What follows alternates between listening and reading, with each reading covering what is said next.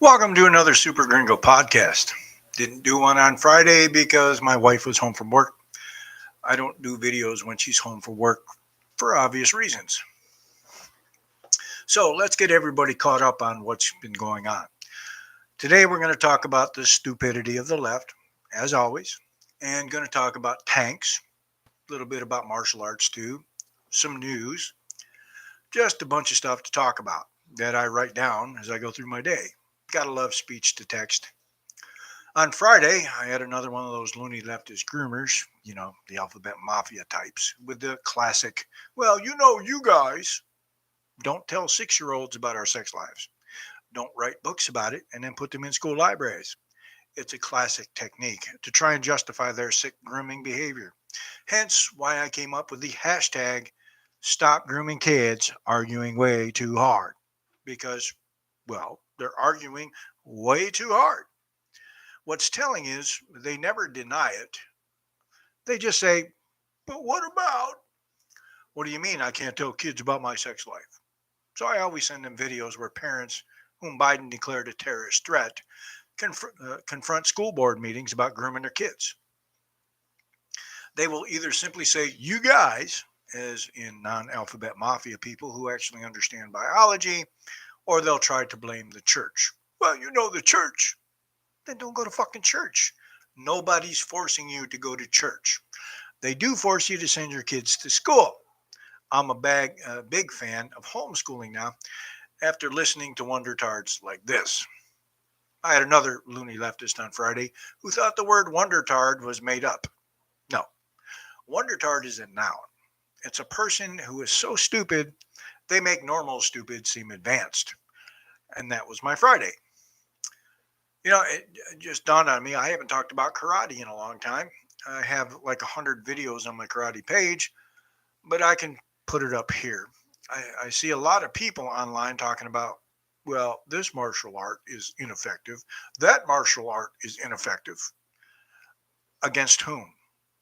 For example, I'm not teaching you to be a cage fighter. I'm teaching you how to defend yourself and still be able to live life like a normal person.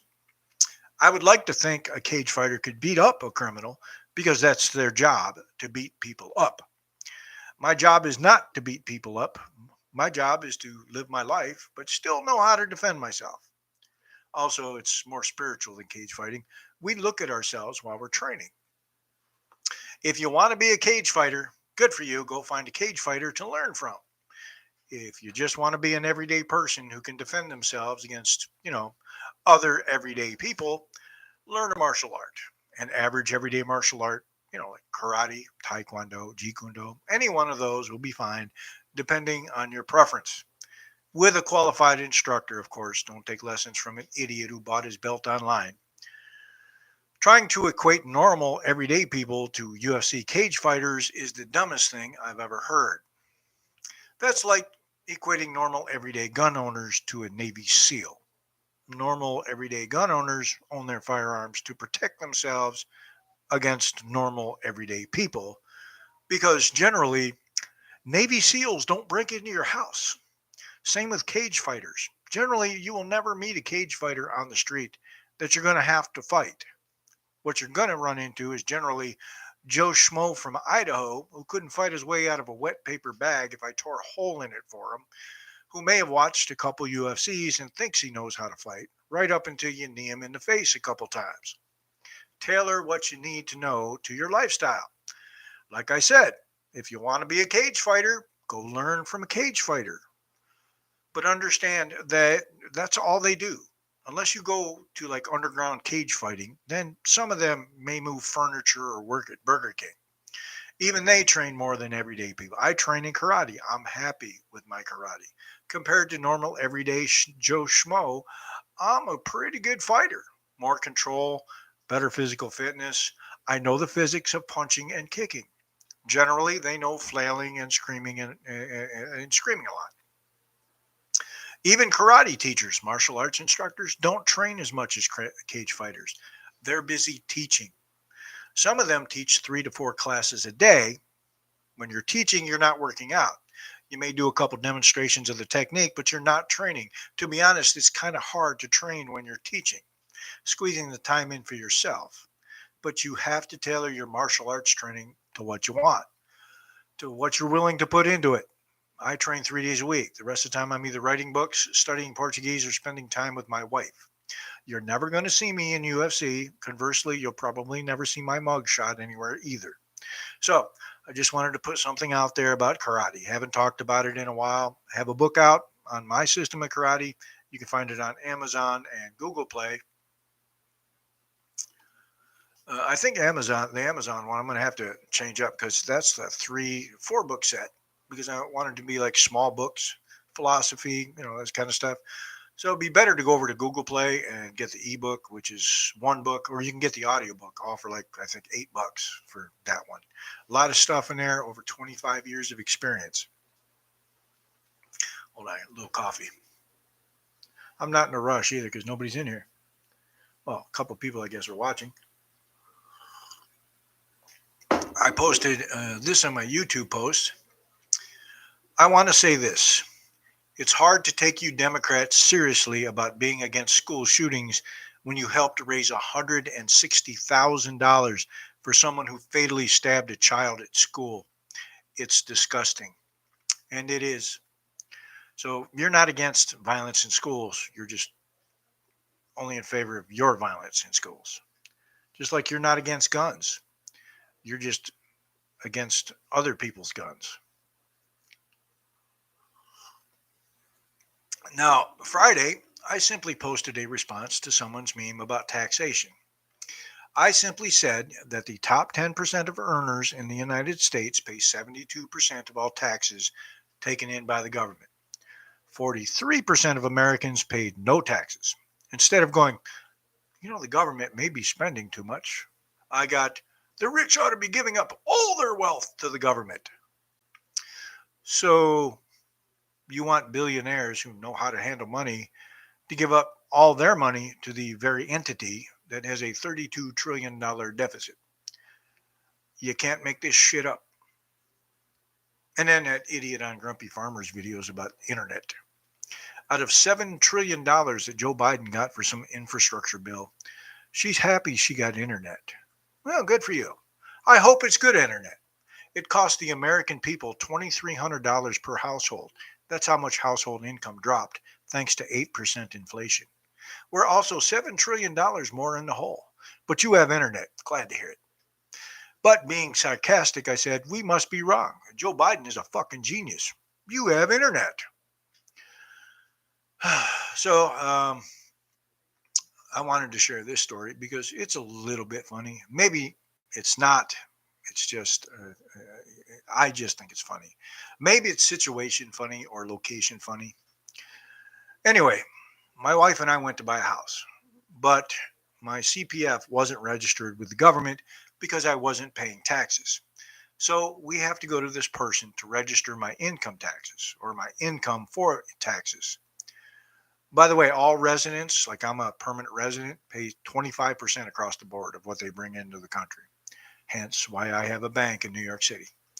Anyway, we're sitting there. We finish up with this paperwork. By the way, the last time I filled out that much paperwork, I ended up in the Army. Anyway, we get done with the paperwork, and my wife is slapping me on the shoulder saying, congratulations. And I'm trying to figure out why she's congratulating me. I'm now required to pay taxes. As a matter of fact, I pay $5,000 a year in income taxes. Obviously, it's broken up, but still, that's 5,000 reals. And she's congratulating me. That's the funny part. Congratulations! You now get to pay taxes with the rest of us. My wife doesn't pay taxes. She doesn't make enough. Well, she does now. She works for the school. She makes 1,500 reals per month. I make 9 times that much. If we weren't paying on this car, we'd be sitting pretty. By the way, we have to wait until her credit cards are paid off to get the loan for the house, which I told her to stop using the credit cards, which she's done stopped. I only owe 2,500 reals more on the car. I think her credit card is like 1,000 reals. Won't take long to pay it off. It's just a pain in the butt having to travel down to the bank, which you have to sit there for hours, government regulations and paperwork, just to be told when you pay off the credit card, you can get your loan. Then you have to start the paperwork all over again. One thing Brazilians like is bureaucracy. It's almost like having Bob Reich working for the Brazilian government. This video came out on Monday. My wife has to work. I'm scripting these a lot because I'll forget stuff if I don't. I even write stuff about videos I watch. I synopsize them and then comment on what I think. And I throw a couple book commercials in there too. Get your books, guys. They're good books. I know I wrote them. I did the research. It's good to know information. Yeah, Grumpy Farmer is a t-shirt grifter. I'm a book grifter. Went shopping for a bikini for my wife Saturday. I hate shopping with my wife. My wife doesn't understand why I want her to look sexy. She dresses more like an American woman than a Brazilian woman. Jeans, t-shirts, yoga pants, which she doesn't look bad in yoga pants, but thanks to the fat American women, basically I have flashbacks from yoga pants. You women should not be wearing yoga pants if you have a KFC within walking distance. Not that you walk. So I told her she should wear more clothes that show off her attributes. My wife is sexy as hell. I get she has to dress a certain way for work, but when we're together out and about, dress like a sexy, beautiful woman. She can. Me, on the other hand, I look like 100 pounds of shit in a 50-pound bag. So I bought her a bikini and like a scarf that you can tie around your waist. I wanted something a little smaller, but I will settle for what she bought. It's green, obviously not my favorite color. 23 years in the Army, but it's still sexy. Maybe I'll get some photos. And now, a word from our sponsor, me. Hey, if you're passionate about martial arts or just starting out, Warrior's Path, the epic journey of modern karate, Dragon Kenpo 2.0, is a must-read. This book offers a complete guide through the fascinating world of Dragon Kenpo, marrying ancient traditions with modern techniques. You'll learn how to harness power, resolve conflicts gracefully, and mentally prepare yourself for any challenge, all while respecting the roots of karate. With structured training methods and clear belt requirements, it's perfect for anyone looking to grow as a martial artist. For just $8, you can get the ebook or audiobook version today. Let's kickstart your journey. The link is in the description. Remember when I was talking about paying taxes and I was saying it was funny? Thinking about it, probably not funny, but there was a good thing that came out of it. I couldn't work in Brazil as a writer before.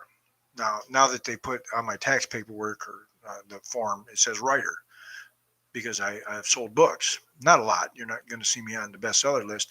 I specialize in ebooks and audiobooks. I thought the audiobooks would work well for people who don't like to read, which is about 98% of the planet from the sound of people. Also, according to statistics that just came out, actually I think they've been out a couple of years, 40% of high school graduates in America can't read above a 6th grade level. So I thought audiobooks would help. These are the people arguing with me. Anyway, I can at least work in Brazil now, so that's one thing, which is why I'm always at my desk on my computer thinking about things to write. My wife loses her shit because I'm not up her ass all the time. No, I'm trying to sell books.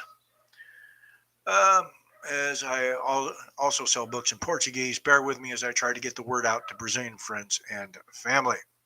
Olá, você é brasileiro pensando em se mudar para os Estados Unidos?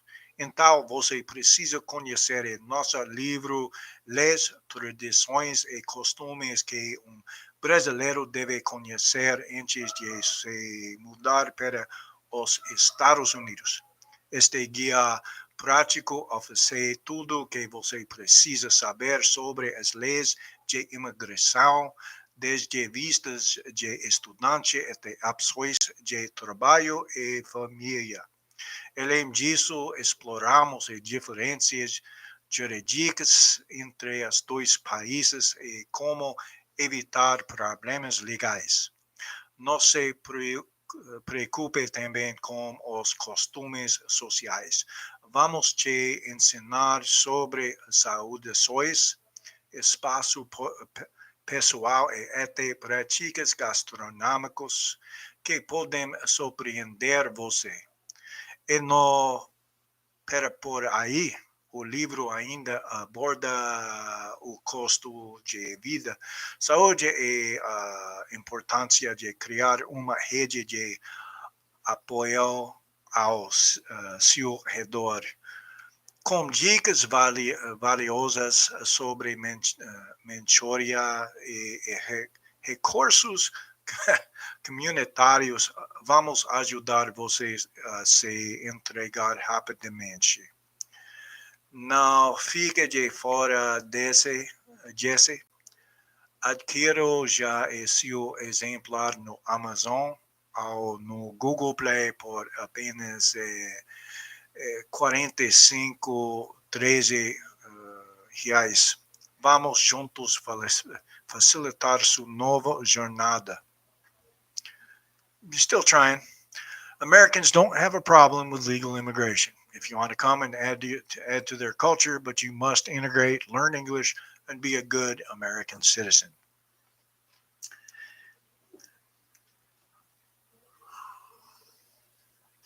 I think I might have mentioned this earlier. I just want to throw this out there. I've been arguing for the last week with loony leftists who keep spewing Bernie Sanders talking points. The wealthy need to pay their fair share. The top 10% in the United States pay 73% of all taxes taken in by the government. 43% of Americans pay no taxes. Perhaps instead of sitting on social media whining about your mediocrity, you could start a business and be in that 10%. The top 10% pay 32% tax rate based on all the money they take in. That's the top tax bracket, 32%. They don't pay their fair share. You're right. They pay more than their fair share. That's probably why they don't like you. You sit around whining about them all day while they're paying most of your bills. It's almost like being a parent to a spoiled teenager. Our problem in the United States is not an undertaxation problem. When they're sending gay comic books to Peru, that's kind of an indicator of a spending problem. If you're spending six figures on a gay comic book, you should not be in charge of money. We spend 1.03 trillion, that's with a T, and these are in 2016 numbers. That has gone up on welfare. It's America's largest budget item. Taking care of the useless. That does not include Social Security or Medicare, which is something you pay into while you're working. These are means-tested welfare programs. Basically, money for nothing. Perhaps we should include a work requirement for those benefits. That way, they can get some training on how to actually make money without stealing from the government. Also, 40% of high school graduates can't read above a sixth grade level. Posts like this are now how I find them. I was thinking about another thing in the Army. Your BAH, which is basic housing allowance, your cost of living increase because you have to move. No matter how many kids you can have 10 kids. Just because you're a freak, you're only going to get BAH for 2 of them. I think that should be applied to welfare. Doesn't matter if you had so many kids your uterus has dropped out. You're only going to get paid for 2 of them. You could be the neighborhood tramp getting pregnant every other weekend. You're only going to get paid for 2 of them. That will stop the let's have a baby to get an increase in our welfare benefits, which a lot of illegals do. They may not be eligible for welfare benefits, but their American-born kids are. 72% of illegal immigrant households are on welfare because they popped a kid out on American soil. And on that note, curious about what truly drives our economy? Look no further than Understanding Capitalism, the dynamic dance of market forces and human behavior. This book takes you on a captivating journey through human decision-making, intricacies, and how these choices ripple through profit margins and societal structures. With insights into innovation's role in resource management and exploration of prosperity intertwined with morality, this isn't just another economics textbook. At just $7.50 for Kindle or audiobook formats, it's an investment in your understanding that pays off in countless ways. Don't miss out. Get your copy now. I just want to say this. It's hard to take you Democrats seriously about being, I already read that, didn't I? It's a good one, though, personally. If you're going to finance a murderer's, lifestyle, you can stop talking to me about gun control. In a recent episode of Nick Freitas' podcast, discussions centered around the urgent need for accountability in government spending, particularly through the lens of Doge. an initiative aimed at identifying and eliminating fraud, waste, and abuse within federal programs. The podcast features insights from Antonio Gracias, a key figure in the Doge initiative, who elaborated on both the challenges faced by governmental systems and the progress made during the first 100 days of the Trump administration.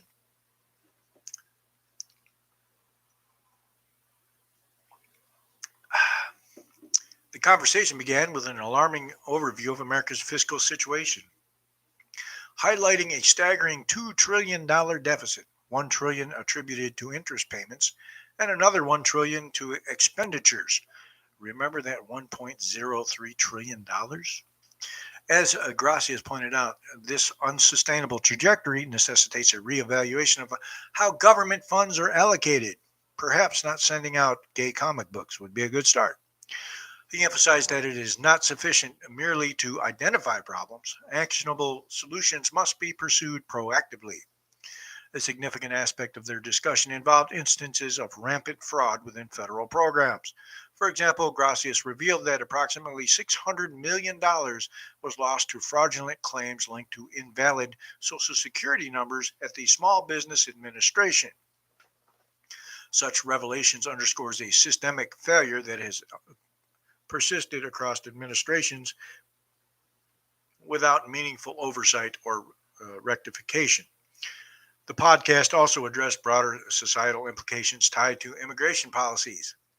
Gracias shared findings from his research at the Social Security Administration that uncovered over 5 million individuals who had been illegally enumerated through abusive asylum processes.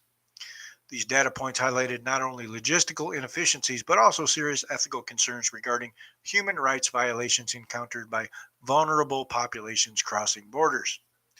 Moreover, there was an acknowledgement that while many governmental employees are well intentioned, they often lack mechanisms for voicing concerns about inefficiencies or misconduct. The establishment of Doge serves as a platform for these individuals to report issues more effectively than previous channels allowed. Basically, let's be honest, they didn't want them to say anything. As discussions turned toward accomplishments attributed to Doge in its initial phase under Trump's administration, Gracias noted two key victories: substantial cost reductions amounting to $160 billion, and fostering a culture where whistleblowers feel empowered to speak up against malfeasance. These achievements represent not just immediate financial relief, but also signal a cultural shift within governmental agencies toward greater transparency and accountability. Looking ahead, both Freitas and Gracias expressed optimism about transitioning from merely identifying issues towards implementing systemic improvements within federal frameworks. The emphasis will be placed on upgrading technological infrastructure and ensuring that agency leaders possess technical expertise essential for modern governments. That's what those agencies were supposedly started for, to be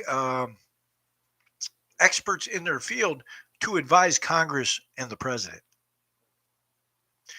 However, challenges remain politically charged when discussing whether certain functions should exist within federal purview at all, a point echoed through historical references such as Ronald Reagan's advocacy for smaller government focused on serving citizens' needs effectively. The dialogue presented in Nick Freitas' podcast highlights critical insights into America's current financial landscape through discussions surrounding Doge's initiatives aimed at curbing wasteful spending in federal programs. By shedding light on existing frauds while advocating for systemic changes within immigration policies and administrative practices alike, Doge represents a beacon of hope for achieving greater efficiency in governance. Moving forward requires not only continued vigilance against waste, but also collaboration between various levels of government, local and state, as well as public support for reform initiatives that prioritize fiscal responsibility over political agendas.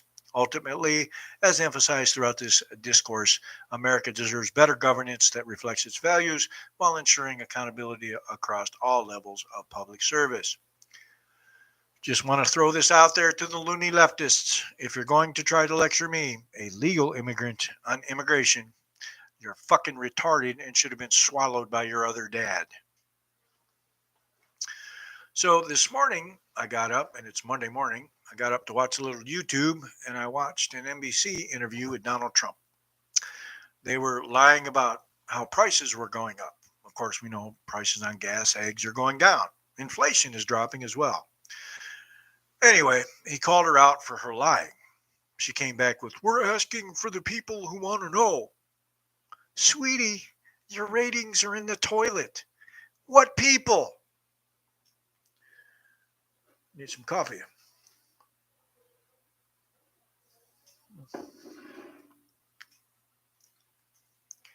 And I have the loony left freaking out on Facebook whenever anyone calls them out for their grooming in schools.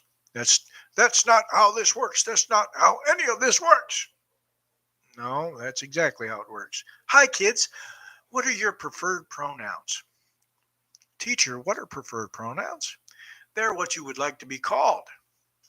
But teacher, aren't you an English teacher? Aren't you supposed to be teaching us pronouns?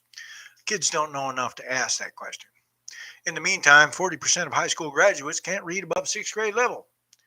Also, I could take you through some of the books. If we were at the PX, they'd be wrapped in plastic with the words, "No one under 18 allowed to purchase." Hi, kids, it's the first day of school. Who wants to hear about my sex life? That's exactly how it happens. When you get a chance, Google Gramsci's Slow March Through the Institutions. You'll figure out what they're doing after you've read that. I wrote a whole chapter on it in my book on the despotic left, and none of you will read. If you would read it, you'd figure out what they were doing. It's almost like a military manual, except it's fighting a culture war. You really should feel ashamed of yourself. You're being intellectually outclassed by a dumb grunt. They all look pretty much the same too. When they get upset, blue or Easter egg color hair, shit ton of metal in their face. Folks, if you look like that, shut the fuck up. Again, 1 in 4 high school graduates cannot read above a sixth grade level. This is how we find you. Coffee.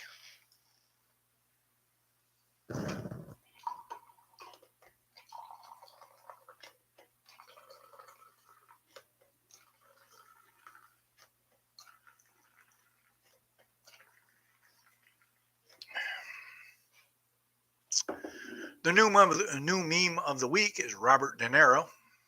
You're laughing? My son is now my daughter and you're laughing? Yes. Yes, we are. Of course, De Niro has never been too tightly wrapped. He plays a mobster in the movies and thinks he's tough in real life. Remember, he's the same guy that played in Meet the Fockers. He should have stuck with that character, Bob. You're really good at pretending. Stick to pretending. Normal people. How do you like my new truck? Loony leftist elites. How do you like my new trans kid?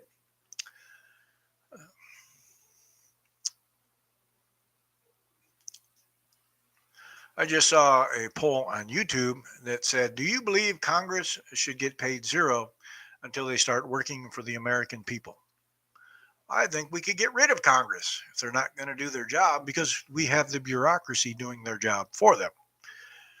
And we should start electing the heads of these departments, like the DEA, FBI, EPA, all these organizations that shouldn't exist but do.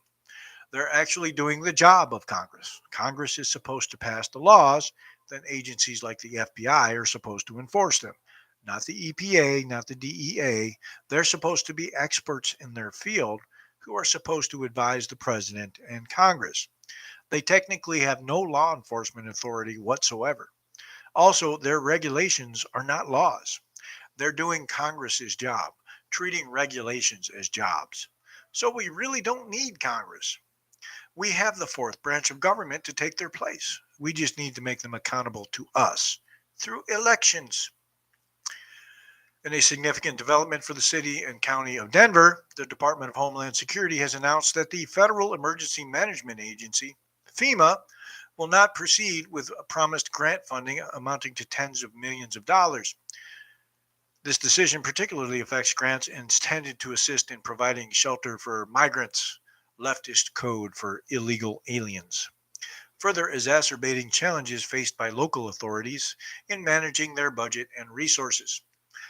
The announcement from FEMA indicated that $24 million initially promised to support illegal alien shelters in Denver, under Sniffy Joe, of course, would not be dispersed, although FEMA had already allocated $8 million out of an originally pledged $32 million. The agency cited concerns that certain grant programs could inadvertently support illegal alien activities, which do not align with current enforcement priorities set forth by DHS.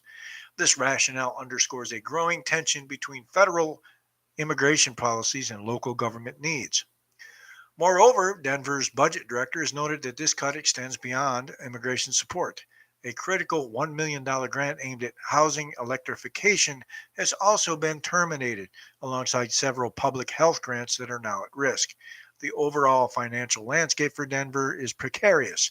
The city currently relies on approximately $102 million in federal grant money to sustain various projects and initiatives. The implications of losing such substantial funding are multifaceted. City officials have expressed concern over their capacity to manage essential services without these funds, emphasizing that a sudden withdrawal could lead to significant service gaps. As stated by city representatives, the city does not have the capacity to compensate for these losses without jeopardizing critical community programs. While some officials from the mayor's office downplayed the immediate consequences of these cuts, asserting that FEMA dollars often take considerable time to materialize and were not factored into current or next year's budgets, there remains an underlying apprehension regarding future fiscal stability. Despite only having received about a quarter of anticipated funds thus far, there is recognition among leaders that these financial resources are crucial for ongoing operations. The decision by FEMA to cancel significant grants poses serious challenges for Denver as it navigates its budgetary constraints amidst changing federal policies. The loss of promised funding, specifically targeted at supporting illegal aliens, highlights broader issues related to immigration policy and local governance capabilities. While officials attempt to mitigate immediate impacts by downplaying financial dependency on federal aid, there is an undeniable concern regarding long term implications for community services and infrastructure within the city. As Denver faces these new realities, it must explore alternative strategies for sustaining vital programs while advocating for more consistent federal support moving forward. How about deporting your illegal aliens? That would free up some money.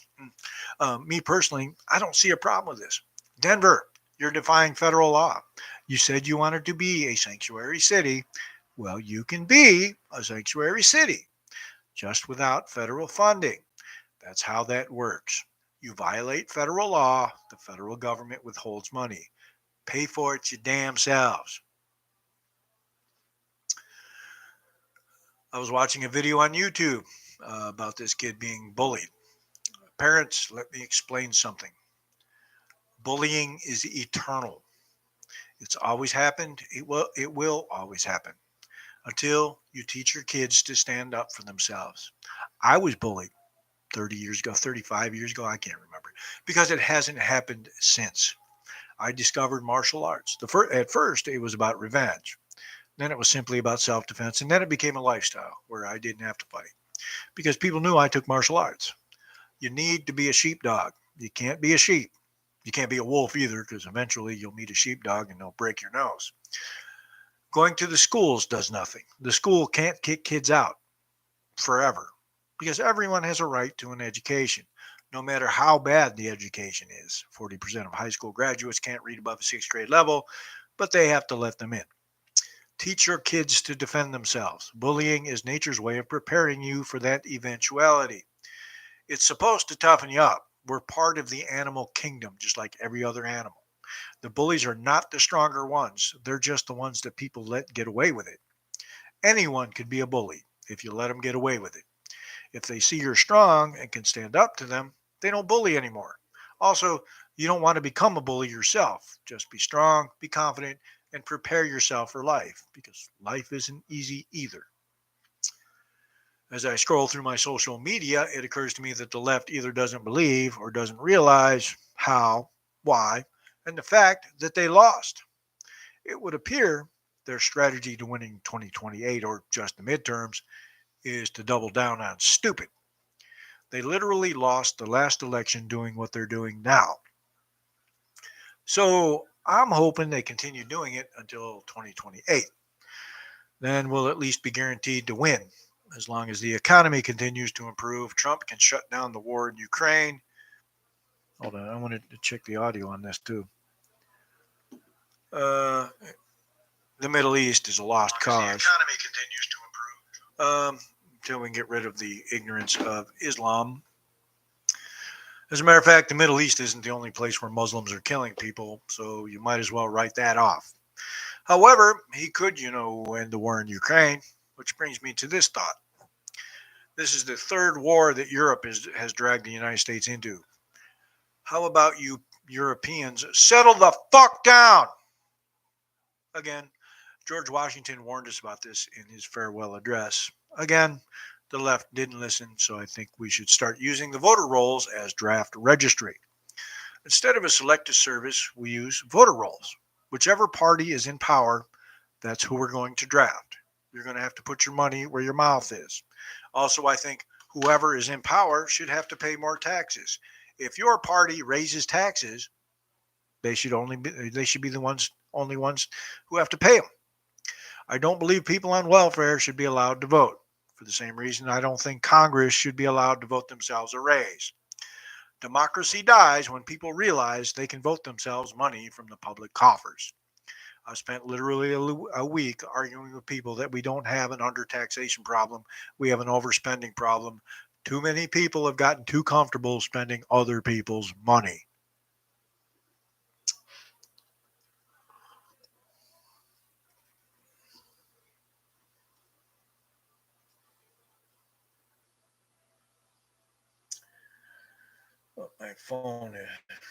This phone is taking a beating because I'm not allowed to punch people.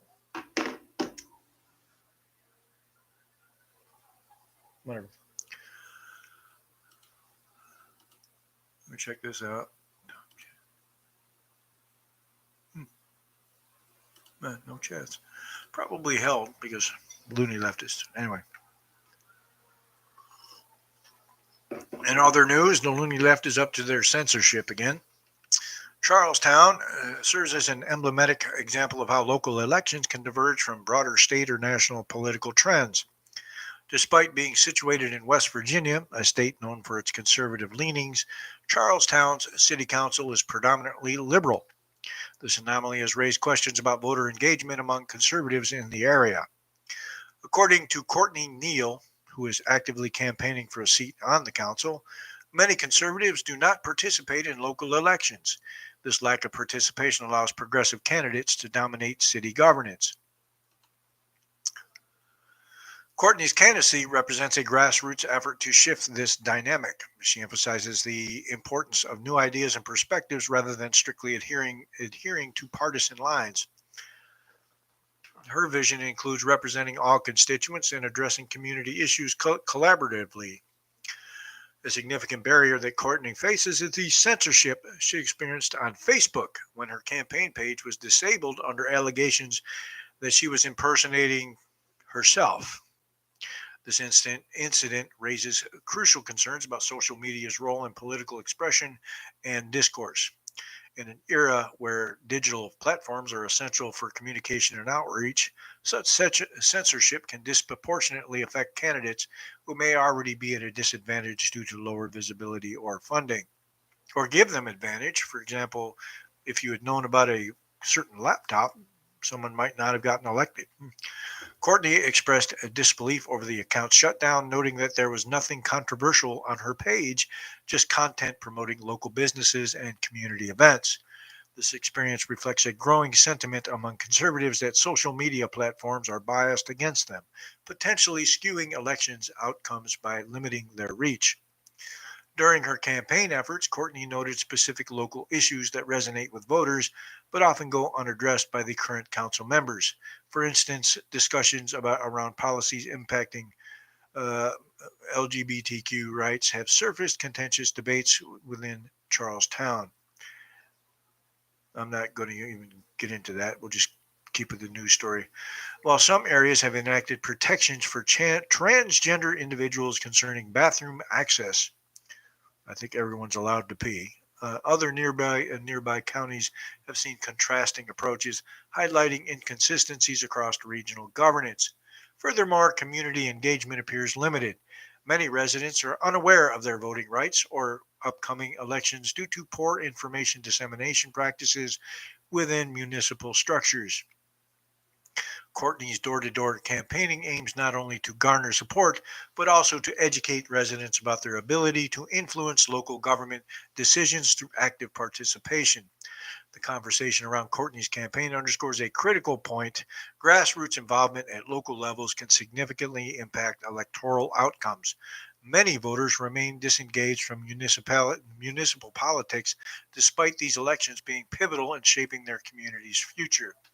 As highlighted during discussions with both Courtney and Timcast IRL hosts, there is potential for success if more individuals step forward to run for office based on their values rather than party affiliation alone. By fostering civic awareness among constituents who typically do not engage in off year elections or lower profile races, candidates like Courtney could mobilize previously apathetic voters. The experiences shared by Courtney and Neil provide valuable insights into the complexities surrounding local politics in conservative states like West Virginia, while emphasizing the influence of social media on electoral processes. Her story illustrates how censorship can hinder conservative voices while revealing broader trends regarding civic engagement or lack thereof in municipal elections.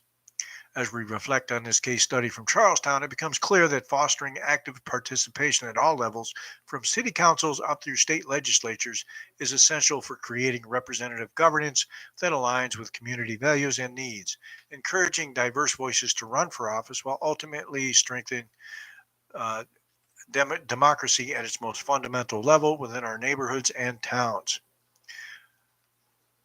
Believe it or not, those local elections are actually more important than a national election, and I'll tell you why. They most directly affect your life. National elections affect your life, obviously. However, these people are going to be passing laws that directly affect your community. You should get out, and I'm pretty sure Grumpy Farmer will tell you the same thing. You should get out there. That's where you need to vote the most, especially conservatives.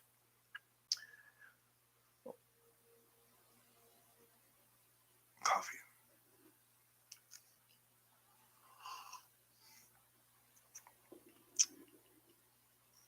Chances are also within that community, um, they keep people's voting rights and responsibilities secret on purpose.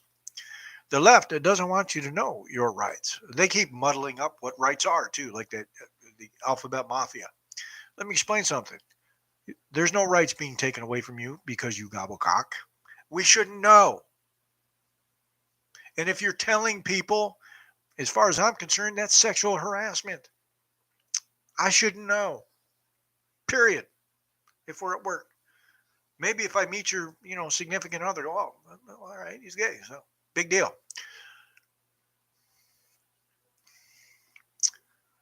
In recent statements, President Donald Trump has proposed the reopening of Alcatraz Federal Penitentiary, a notorious prison that has been closed for over 60 years. The suggestion is steeped in symbolism and aims to evoke a sense of law and order amidst ongoing discussions about immigration and crime in the United States.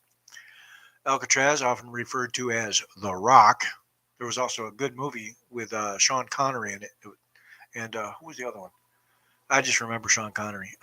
Was originally established as a military fort before being transformed into a maximum security prison in 1934. It housed some of America's most infamous criminals, including Al Capone and George Machine Gun Kelly. Its closure in 1963 marked the end of an era characterized by stringent security measures that made escape nearly impossible, a reality underscored by numerous attempts that ended tragically for many inmates. Trump's call to reopen Alcatraz appears rooted in his perception of it as a symbol of unwavering law enforcement and control over criminality. In his statement, he has framed this initiative as a response to what he describes as radicalized judges who allegedly complicate efforts to deport illegal immigrants. The proposal serves both as an assertion of strength against crime and a strategic move designed to instill fear among potential offenders contemplating illegal entry into the country. Moreover, Trump's approach can be viewed through the lens of branding, a tactic that emphasizes recognizable symbols like Alcatraz to galvanize public support. By invoking the storied history and reputation of this infamous prison, Trump aims to create a narrative that positions his administration as tough on crime while appealing to constituents who may feel anxious about issues surrounding immigration and public safety. However, there are several considerations regarding the practicality of reopening such an old facility. Critics point out that modern correctional facilities likely employ updated technology and methods more suited for current needs than those from 6 decades ago. Renovating Alcatraz would not only involve a significant financial investment, but also face logistical hurdles tied to its status as a national park and historical landmark. Additionally, there is an ethical dimension concerning due process rights for individuals accused of crimes, particularly those related to immigration violations, which may conflict with Trump's vision for swift punishment without extensive legal proceedings. So he wants to reopen Alcatraz. Why not just send him to Gitmo? Gitmo is still American soil, by the way. So they're still technically in America. He didn't send them out of America. He sent them to an American place. Or he could take over part of the prison in El Salvador, send troops there, and they could designate that almost like an embassy, American soil. They would still be on American soil. They just wouldn't be, see? Got to think outside the box, folks.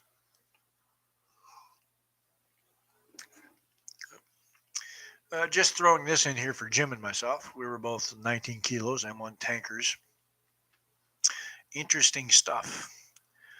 In recent years, military technology has undergone rapid advancements, reflecting the evolving nature of warfare. Among these initiatives is the U.S. Army's development of the next generation M1E3 Abrams main battle tank. They may not call it the Abrams, which promises to revolutionize armored warfare with its proposed capabilities, including an autoloader, a new main gun, hypersonic gun-launched missiles, and advanced AI systems. The M1E3 Abrams stands as a testament to the Army's commitment to adapt and innovate in response to contemporary battlefield challenges. The M1E3 Abrams is set to embody a significant departure from previous tank designs, driven by lessons learned from recent conflicts such as the war in Ukraine. One standout feature is its proposed autoloader, which will reduce crew size from 4 to 3 while enhancing efficiency in ammunition loading. Are they saying I was inefficient? I had a 2-second load time. This shift reflects a broader trend in military design, optimizing vehicle functionality while decreasing personal risk. Another remarkable advancement is its new main gun, likely utilizing electrothermal chemical ignition technology that boosts projectile velocity and accuracy significantly compared to traditional methods. This enhanced firepower will be complemented by an innovative capability for launching hypersonic missiles that can maneuver mid-air, a game changer for targeting enemy armor at unprecedented ranges. The integration of AI systems represents another leap forward. These systems are designed to detect incoming threats and prioritize responses autonomously, thereby increasing survivability on modern battlefields fraught with danger. Such technologies aim not only at improving offensive capabilities, but also at ensuring defensive resilience against increasingly sophisticated adversaries. Drones. Weight reduction is another critical focus area for the M1E3 Abrams, with efforts directed towards achieving a weight below 60 tons, down from 75 tons for previous models, basically the M1A2s. This reduction will enhance operational mobility and increase tactical flexibility, allowing tanks to traverse diverse terrains more effectively without getting bogged down or overly predictable. They still won't float though, but that's a story for another time. I would love to get in touch with Horizon, or the U-boat commander as we came to call him. Then again, he never took out a building with a main gun. So many stories. Additionally, The introduction of advanced masking capabilities aims to reduce thermal and electromagnetic signatures, thus making it harder for enemies to detect and target the tank. In conjunction with potential upgrades like hybrid electric drivetrains, which promise substantial fuel savings, the overall profile of the tank becomes more stealthy and efficient. As the U.S. Army leadership revisits decades old design philosophies, they acknowledge that tanks must evolve rather than become obsolete relics of past conflicts. The incorporation of unmanned systems alongside manned platforms indicates a shift towards integrated operations where both human crews and robotic allies work synergistically in future battlefields. They're talking about making it manned and unmanned. You'll be able to run it without a crew. In terms of tactical implications, this evolution suggests new strategies where armored units can integrate targets with superior range and precision while minimizing exposure risks through enhanced mobility and stealth features. The collaboration between manned tanks like the M1E3 Abrams and unmanned vehicles could redefine battlefield dynamics by enabling comprehensive surveillance capabilities alongside immediate ground support. The upcoming M1E3 Abrams main battle tank encapsulates a transformative vision for armored warfare within the U.S. Army. With its cutting edge technology, including advanced weaponry, AI enhancements, weight reduction strategies, and improvements in stealth, this new generation tank reflects an adaptive approach responding directly to lessons learned from current global conflicts. As military leaders anticipate implementing these innovations by the early 2030s, one thing remains clear. Rather than succumbing to notions of obsolescence, tanks are poised for a renaissance that aligns them with modern combat needs through agility and technological sophistication. The future landscape of armored warfare appears not just promising, but legitimately insane in all the best ways possible as we look forward to witnessing how these changes unfold on tomorrow's battlefields. Um, Me personally, an overly computerized tank, and this is just me talking. Okay, I'm not talking for Jim or any of the other tankers. Too much shit to go wrong. We're talking about a vehicle that you're going to be beating on with a 12-pound post maul. Hold on, I want to fix my chair. And if the 12-pound post ball doesn't work, guess what? You grab a big fucking hammer. So putting all that computer stuff on a tank or something like that, yeah, they're going to be broken down a lot. And I think that's right now they're kind of like in testing or like pre-testing, and I think that's the biggest problem they're having is shit breaks um, easily, especially computerized shit when you're beating on it with a 12-pound post ball. I wanted to put out a little information. Think of it what you will. During his presidency, Barack Obama imported 70,000 Somali immigrants and parked them in Minnesota, where he clustered them all in a single area, specifically the 5th Congressional District. This district was recently identified by the FBI as America's terrorist recruiting capital and is represented by Ilhan Omar, who is calling for the dissolution of America's homeland security. Suspicious? You be the judge. I just saw someone on YouTube trying to call Trump out for calling Jasmine Crockett low IQ. She's a race baiter and an idiot. If you're calling her a rock star, how freaking mediocre do you have to be? So I shared all my books on how crazy the loony left is, their despotism, how capitalism works, how they're race baiting scumbags, and the failure of socialism. That might be the one that actually pisses them off. I just figured out a quick test to test someone's commitment to socialism, or communism light, as I like to call it. Walk into their house, tell them you can't afford one, and they have two, and take one of their TVs. See if they call the police. Same with anarchists. If someone says they're an anarchist, punch them in the face really hard, yell anarchy rules, and see if they call the police. And on that note, you all have a good day. This was fun. I kind of like doing the camera thing now without the software because something's up with the software. I don't know. Nor do I care, really. I just want to get on here and have some fun and, talk about what I'm doing. Maybe I got to do some stuff on, what's going on in Brazil. Brazil is a fun place. If, people send me questions, I'll answer them. That would be something cool to do, wouldn't it? But you all have a good day. Tonight I'll be going to the gym to work out. So, peace, people.